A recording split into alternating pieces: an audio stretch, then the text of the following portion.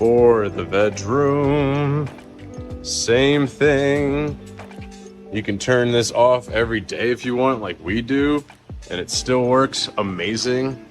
We have one for our batch, one for our RO, tapped in for each of this, moms and veg.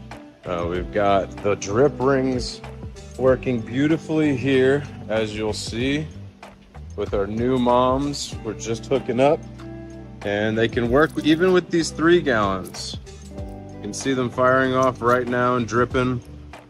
We use up to 3 gallons. 2 gallons work great too. Cones go in the same. Fill these up, drip throughout the day.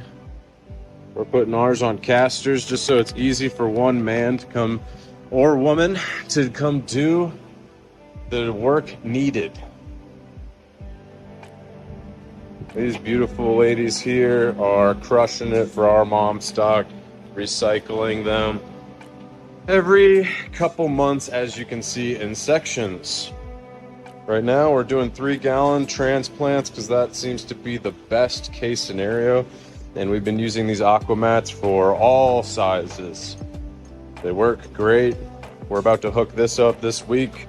Same principle, smaller cone, put it in the soil, then it'll wick from the bottom. Clean RO coming down to the mats, top and bottom. Get the same. Our clones get the same kind of water. We can put smaller moms up here for ones that we don't want to take up space on the 30 gallons and such. And for your veg space, highly recommend these mats. They are a win-win-win for you, the plant, time that you're not putting into doing things and hand watering every single day. It is a real benefit. And even with these 30 gallons, they crush.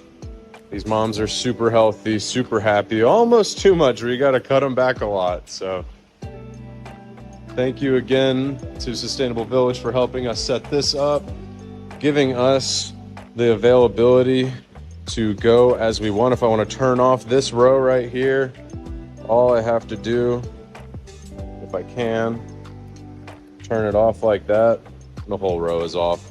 That one's still on. So the usability behind this is probably 10 out of 10, 11 out of 10, and we'll be using this on further grows.